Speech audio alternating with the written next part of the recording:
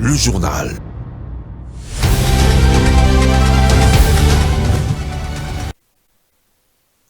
L'actualité dans toute son intégralité, mesdames et messieurs, bonsoir et bienvenue dans cette nouvelle session d'information. D'abord, les titres de votre journal.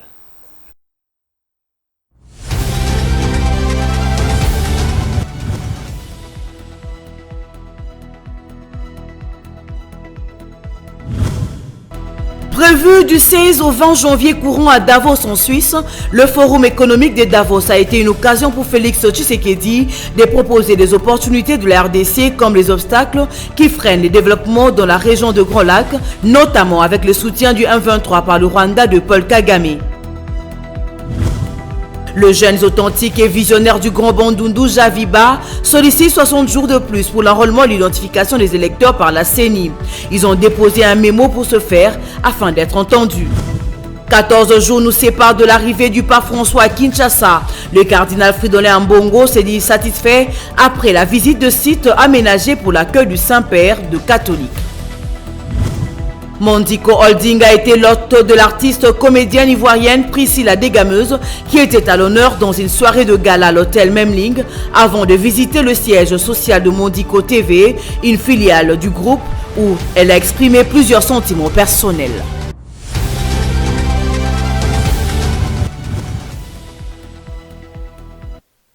Mesdames et messieurs, bonsoir. Comme annoncé au sommaire, Félix Tshisekedi participe au Forum économique mondial de Davos en Suisse. Le chef de l'État est intervenu le mardi 17 janvier au cours du panel relatif aux infrastructures pour une économie de l'énergie propre concernant la paix sans laquelle les affaires sont difficiles pour la République démocratique du Congo en proie à l'instabilité dans sa partie est. Félix Tshisekedi est revenu sur le fait que la pression internationale n'a que trop peu fait bouger les lignes sur le terrain. Il a insisté également sur les deals qu'il avait proposés aux dirigeants de pays qui entourent le Congo et a déclaré que le problème aujourd'hui de l'insécurité dans la région des Grands Lacs s'appelle le Rwanda. Guy Lunga nous en dit plus. Félix Tshisekedi, qui participe au Forum économique mondial de Davos en Suisse, qui se tient du 16 au 20 janvier courant, a en fait, en marge des échanges relatifs aux infrastructures pour une économie de l'énergie propre, répondu aux questions de l'assistance dont celle d'une ressortissante rwandaise qui lui demandait de s'impliquer davantage pour la paix dans la région des Grands Lacs et d'accepter de se faire aider. Si vous êtes rwandaise, vous devez savoir qu'il y a eu au mois de novembre une discussion qui a abouti à la définition d'une feuille de route pour sortir justement de cette crise. Et cette réunion a eu lieu en Angola, à Luanda précisément, et en présence de tous les pays, surtout les représentants des deux pays concernés, c'est-à-dire le Rwanda et la République démocratique du Congo. Il a été convenu, comme j'ai dit, une feuille de route qui décrétait le cessez-le-feu et le retrait immédiat du groupe de M23 qui est soutenu par le Rwanda le 25 novembre. Ce départ devait commencer et le 15 janvier, c'est-à-dire il y a 2 jours, on devait constater évidemment l'achèvement de ce processus. Eh bien, figurez-vous, madame, que le M23, groupe terroriste soutenu par le Rwanda, est toujours dans certaines localités qu'il avait prises à la République démocratique du Congo. Malgré les pressions internationales, ce groupe maintient sa position, fait semblant de se mouvoir, mais en fait, il se redéploie d'une certaine manière et reste dans ces localités. Depuis lors, il y a eu un massacre des innocents à Kichiché pour pousser la population à se déplacer de cette localité qui regorge des matières précieuses, a souligné le chef de l'État congolais qui a insisté également sur le deal qu'il avait proposé aux dirigeants des pays qui entourent le Congo. Mais c'est à cause évidemment de certains voisins aux velléités belligérantes que cela est malheureusement impossible à réaliser. Donc je suis désolé, madame, le problème aujourd'hui de l'insécurité dans la région des Grands Lacs s'appelle le Rwanda.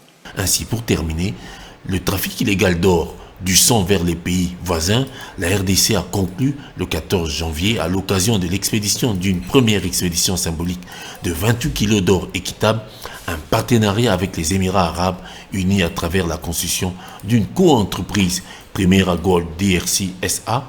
C'est exactement le genre de partenariat, a conclu Félix Tshisekedi, qu'il avait recherché avec ses voisins. Malheureusement, il n'a pas été entendu par certains. Processus électoral, on en parle dans ces journaux. L'ASBEL, le jeune authentique et visionnaire du Grand Bandundu, Javiba, en sigle, sollicite 60 jours de plus pour l'opération d'identification et d'enrôlement des électeurs, car la majorité, dit-il, de la population dans le Kwilu, Kwango ainsi que le Maïndombe ne s'est pas encore enrôlé. Un mémo a été déposé à la CENI ce mercredi 18 janvier par son président Faustin Bimissia, nous dit Ranta Luyela. Oui, nous venons de saisir par un mémo le président de la Commission électorale nationale indépendante CENI pour demander la prorogation de 60 jours pour le processus de l'identification de l'enrôlement des électeurs dans la province ou dans les grands Bandundu, l'Équateur, Kinshasa et le Congo central. Comme vous savez que depuis le 24 décembre 2022, la CENI avait lancé les processus d'identification et l'enrôlement des électeurs. Et nous avons effectué du 25 au 31 décembre une tournée dans le triangle Kwamut-Bagata-Kende. Et nous avons remarqué, à notre grande surprise, sur terrain, plusieurs centres n'avaient pas encore commencé. Et jusqu'à présent, à 90% des villages dans les Grands Bandundu n'ont pas encore commencé l'enrôlement. C'est pour cette raison, vu la gravité de cette situation, et nous sommes aujourd'hui le 18 janvier, donc à une semaine, le processus, donc la CENI va clôturer. C'est pour cette raison que pour éviter la marginalisation, sinon d'écarter certaines catégories de personnes, que la CENI puisse ajouter 60 jours pour que tout le monde puisse avoir l'occasion de s'enrôler massivement. Tout à fait autre chose dans ces journaux. À 2 semaines de l'arrivée du pape, le cardinal Fridolin Ambongo fait le point. En marge de l'arrivée du pape, le cardinal Ambongo exprime sa satisfaction après la visite le mardi 17 janvier des différents sites aménagés pour l'accueil du souverain pontife de l'Église universelle. Il était accompagné par le porte-parole du gouvernement, Patrick Mouyaya. Regardez. Et qui nous rassure que d'ici le 25, tout sera terminé. Je crois que nous serons dans les délais. Je suis vraiment rempli de joie. C'est un sentiment de satisfaction après cette visite. Et j'entrevois déjà comment la cérémonie va se passer ce jour-là. Je suis vraiment heureux. Ce que nous attendons des fidèles, c'est de disponibiliser leur cœur à entendre le message que le pasteur universel viendra nous délivrer. C'est d'abord l'accueil dans les cœurs. Mais cet accueil va ensemble avec une préparation physique et matérielle. C'est pourquoi nous demandons premièrement que chaque fidèle, chaque homme, chaque femme de bonne volonté se sente concerné par cette visite du pape et que nous puissions venir nombreux à l'accueillir. Chacun doit sentir que le pape vient visiter non seulement un pays qui s'appelle le Congo, mais il vient le visiter, il vient la visiter. Nous devons nous sentir concernés. Je vois aussi la réalité, l'espace qui est ici et le nombre de personnes qui pourront venir. J'ai un peu de soucis, c'est par rapport au nombre de chaises.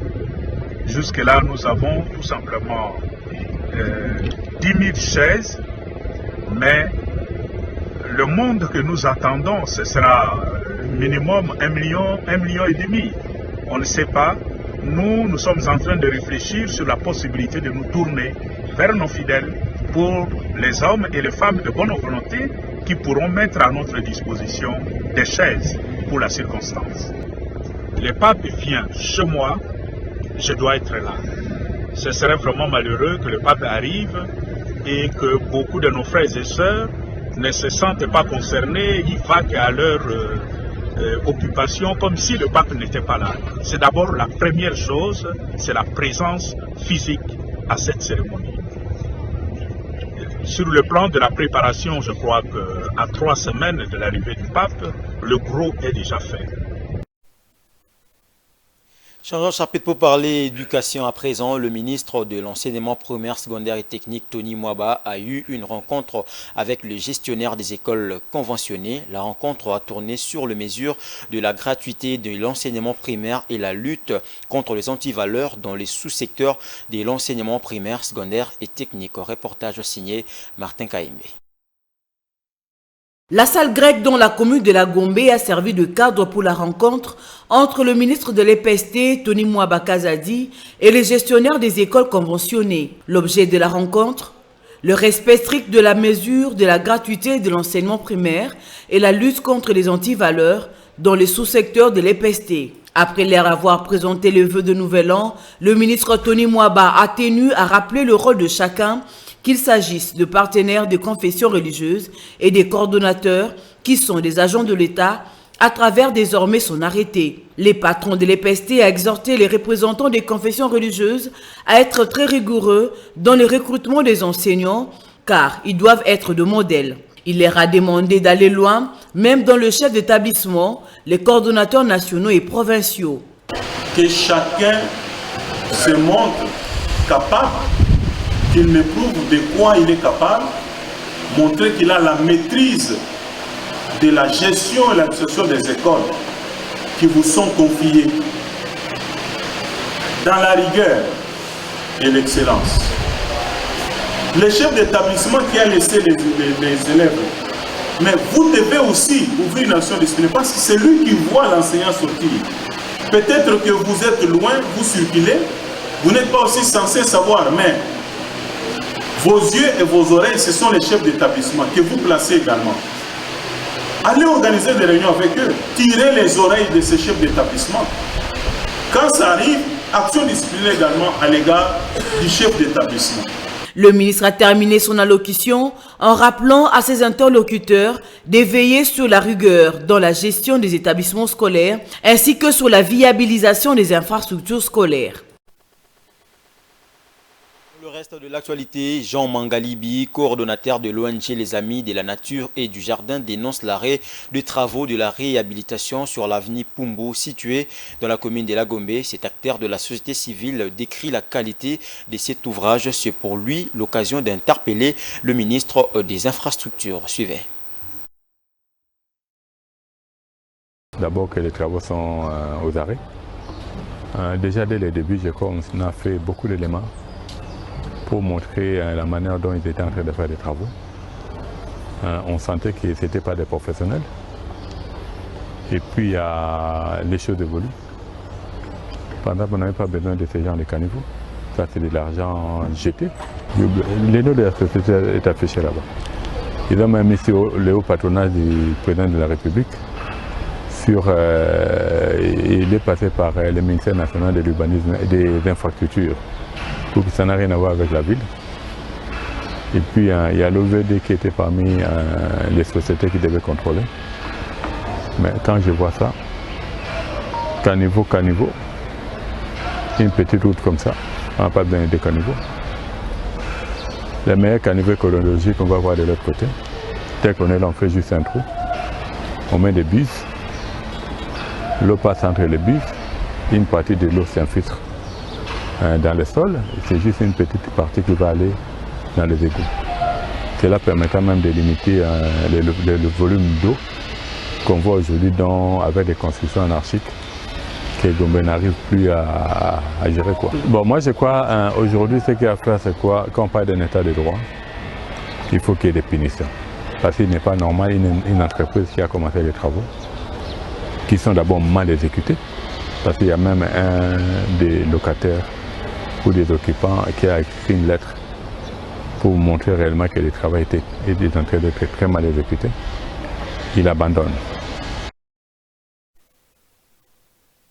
Rendons-nous à présent dans la province du Kasaï central. La route Kalambambouji, toujours dans la même province, est coupée en deux à la hauteur du village Bilomba, dans les territoires des Kazumba. Une intervention rapide du gouverneur de la province a permis à l'office de route d'arrêter la progression d'une tête d'érosion qui avait déjà coupé la route en deux. Reportage signé Martin Kaimbe. Le trafic sur la route Kalambambouji a repris après le début des travaux par l'office de route à la hauteur du village Moutefou, secteur de Bilomba, dans le territoire de Kazumba. Un ravin avait coupé en deux la route, paralysant ainsi la circulation des véhicules sur cette route d'intérêt provincial. Informé de la situation, le gouverneur de la province du Kasaï central, John Kabeya Shikai, a débloqué le moyen pour une intervention rapide. Selon le directeur provincial de l'office de route, ces travaux consistent à une solution rapide pour la réouverture du trafic. L'office de route, c'est un outil de l'État qui répond à tout appel. En ce qui concerne l'érosion de Mamba, je crois que tous les moyens sont déjà mis à la disposition de l'office de route. C'est une intervention d'urgence qui ne pourra pas nous prendre une semaine. Donc dans plus ou moins une semaine, nous aurions déjà terminé cette tâche ici et puis attaquer d'autres. Les usagers de cette route ont salué la promptitude de l'autorité provinciale. Sortie officielle du Mondico Holding le lundi 16 janvier 2023 au salon Virunga de l'hôtel Memling. Objectif, la présentation de ses différentes filiales ainsi que de ses services. Un invité de marque pour agrémenter la soirée. Il s'agissait très bien de l'artiste comédienne ivoirienne Prissy, la dégameuse. Reportage.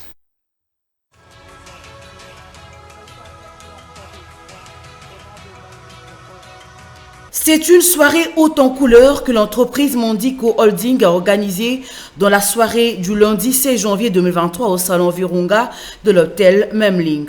C'est là l'initiative de sa directrice générale, Julia Luonga Mamba, qui dans son mot de circonstance a retracé l'historique et la motivation qui l'a amené à promouvoir l'entrepreneuriat local. L'infatigable et doué d'initiative, comme l'a démontré le directeur des ressources humaines, Christian Mwamba, dans son mot de bienvenue. Cette dame de fer, Julia Luonga, a présenté les filiales de Mondico Holding. Il s'agit de Mondico Cray, qui est l'entreprise mère.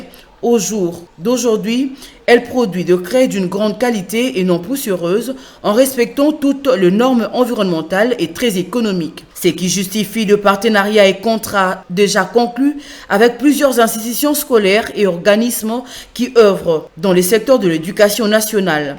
De Mondico Holding est né Mondico Télévision, un organe audiovisuel qui utilise le matériel dernier cri afin de donner la bonne information à la population congolaise dans différents secteurs de la vie nationale. En plus de cela, bientôt Mondico Holding va ouvrir d'autres filiales dans le domaine de l'agroalimentaire en produisant de frites purement congolais, une première pour l'Afrique centrale, avec une production de 20 tonnes par jour.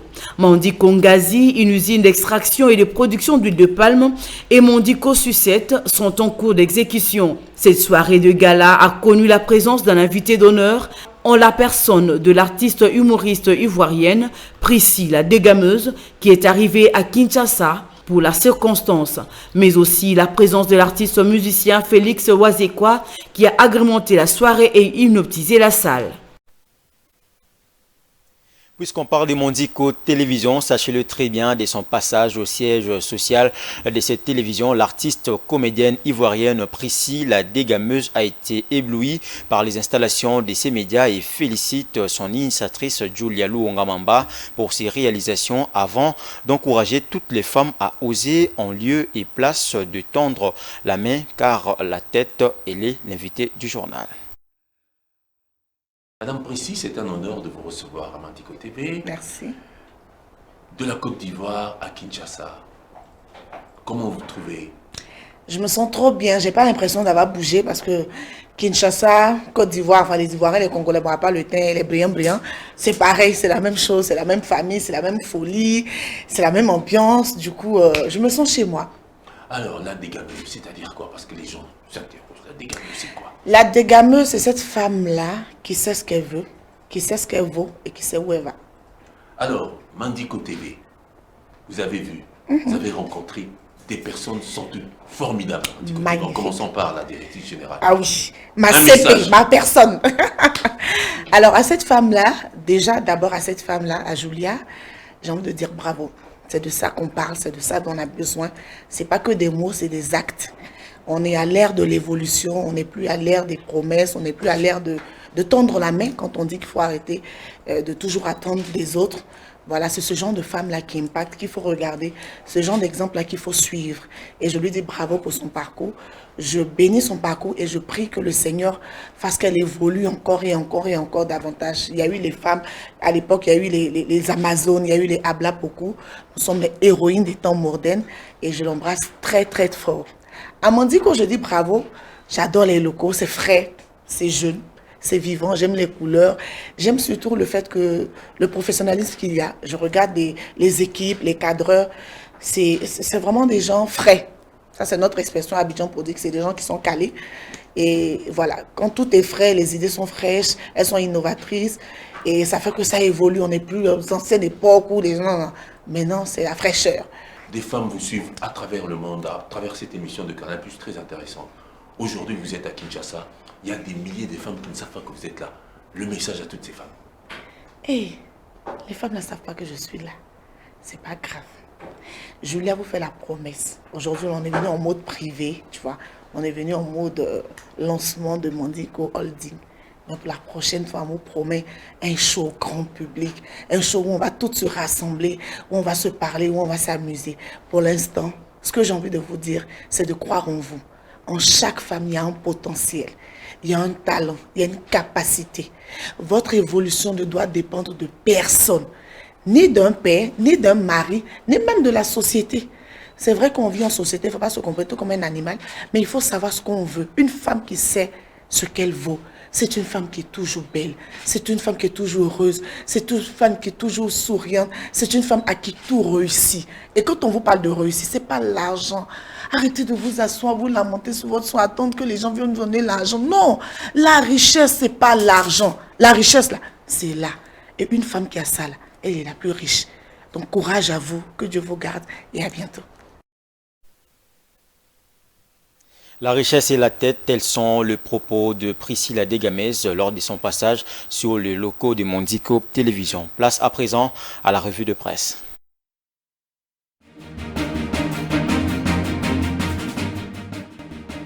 Mesdames et messieurs, c'est un plaisir de vous retrouver pour cette revue de presse. Présidence, nettoyage du précaré avant le forum de Davos par Félix Tshisekedi, titre à sa une la tempête des tropiques, pour rapporter sur le réaménagement du cabinet présidentiel avec toutes les supputations concernant les partants, les permutés, les nouveaux venus et surtout les départs de Fortuna Bisseledi Bifort, Jean-Claude Kabongo, Alexis Kaembe, Luc Niafé, Topin Kabongo, Roger Kamba, qui étaient très proches du soleil. Pour sa part, Ouragan estime que Félix Tshisekedi a tout simplement lâché les tout permis de son entourage pour se rapporter au dernier aménagement de son cabinet. Pour le journal La Transparence, c'est plutôt l'appel de Félix Tshisekedi à l'UDPS en prélude des échéances électorales. Tshisekedi qui impose l'unité à son parti autour d'Augustin Kabouya, actuel secrétaire général, en proie à plusieurs vagues intestines. La prospérité, quant à elle, informe que Jean-Lucien Boussa a échappé de justesse à la mort parce qu'il est victime d'une campagne de diabolisation. La prospérité argue qu'au cours de son séjour au sud du Bangui, Jean-Lucien Boussa a fait face à une cabale farouche qui lutte contre la vision de Félix Tshisekedi. Affaire à suivre.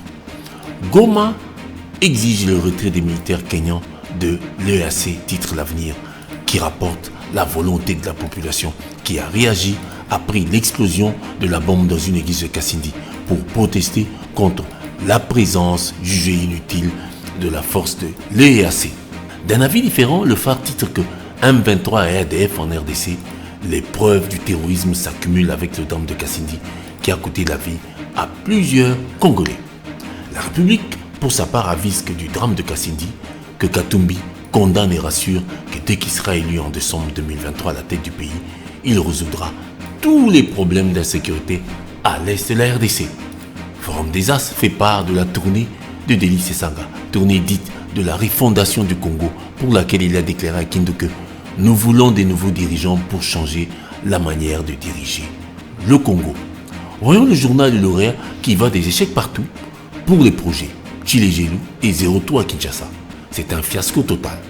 Le lauréat estime, pour les opérations d'enrôlement, c'est aussi un échec total.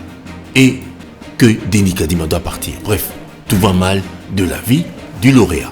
Le journal fait l'effet d'une douche froide avec son titre « Il y a beaucoup d'incompétents à l'inspection générale des finances IGF selon Nicolas Kazadi qui sème le grand doute dans l'opinion.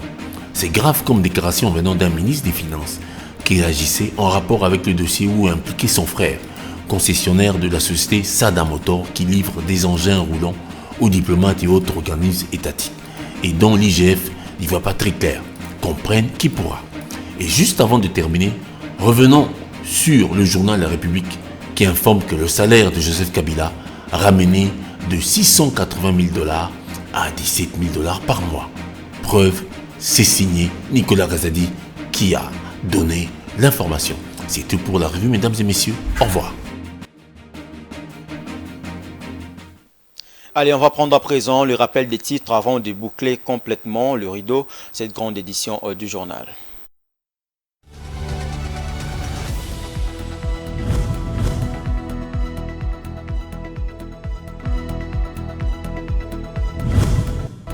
Prévu du 16 au 20 janvier courant à Davos en Suisse, le Forum économique de Davos a été une occasion pour Félix Tshisekedi de proposer des opportunités de la RDC comme les obstacles qui freinent les développements dans la région de Grand Lac, notamment avec le soutien du M23 par le Rwanda de Paul Kagame.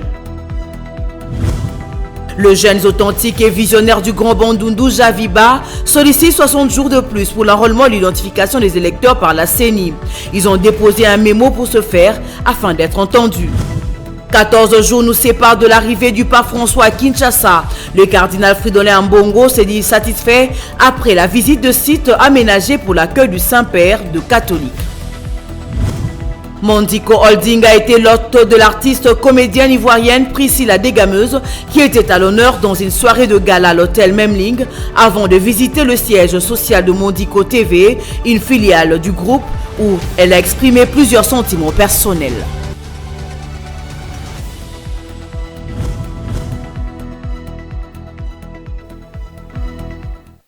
Ainsi se renferme le rideau de cette grande édition du journal. Mesdames et messieurs, merci de votre attention soutenue. Restez branchés sur les antennes de Mondico Télévision. Une pensée en écrit.